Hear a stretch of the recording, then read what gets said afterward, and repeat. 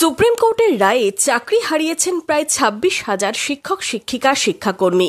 এর প্রভাব পড়েছে মুর্শিদাবাদের সীমান্তবর্তী স্কুলগুলিতেও, সাগরপাড়ার স্কুলগুলিতেও এর প্রভাব পড়েছে। দীর্ঘদিনের প্রাচীন সাগরপাড়া হাই স্কুল, এই স্কুলে ২৫ জন শিক্ষক শিক্ষিকার মধ্যে চাকরি গিয়েছে ১৩ জনের। প্রায় ২,০০০ পড়ুয়া বর্তমানে স্কুলে রয়েছে। ১২ জন শিক্ষকের পক্ষে স্কুল চালানো প্রায় অসম্ভব হয়ে পড়েছে। কাল থেকে স্কুলে শুরু হবে পরীক্ষা। আমরা ছিলাম ২৫ জন, এত বড় স্কুল, সেখানে আর্টস সায়েন্স ভোকেশনাল সবই আছে, তবুও আমাদের স্কুল কোরম চালাচ্ছিলাম আমরা। হঠাৎ করে সেখান থেকে ১৩ জন আমাদের এই রায়ের ফলে তারা বাতিলের খাতাতে গেছে, বলতে খুবই কষ্ট হচ্ছে। আমাদের প্রায় ২০টা রুমে পরীক্ষা হচ্ছে, সেখানে আমরা এই মুহূর্তে ১২ জন টিচার আছি, আমাদের ৫০০ শিক্ষক বা আমাদের আইসিটি অটোমোবাইল এইসব নিয়ে ১২ রুমে একজন করে শিক্ষক কোনো পরীক্ষা চালাতে পারবো, কিন্তু বাই চান্স যদি কারো এমার্জেন্সি কারণে অ্যাবসেন্ট হয়ে যায় সেক্ষেত্রে কি হবে সেটা আমরা এখন।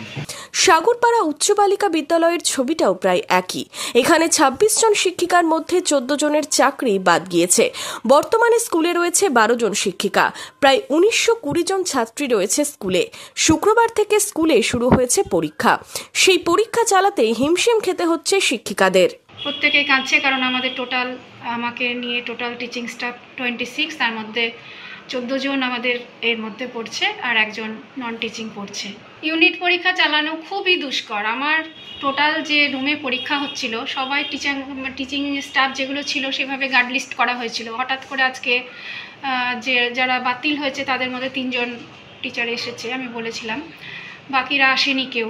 ওই একজন করে প্রত্যেকটা ঘরে গার্ড পাঠিয়ে আজকের দিনটা কোনো রকমে আমরা পরীক্ষাটা তুললাম। ক্লাস কিভাবে নেব কিছুই ভাবতে পারছি না। এর মধ্যে আমার সায়েন্সের টিচার সায়েন্স সেকশন পুরো বসে যাচ্ছে। ম্যাথের আমাদের 2 জন ছিলেন, 2 জনই চলে যাচ্ছেন। লাইফ সায়েন্সের 2 জন, ফিজিক্যাল সায়েন্সের 2 জন, প্রত্যেকে।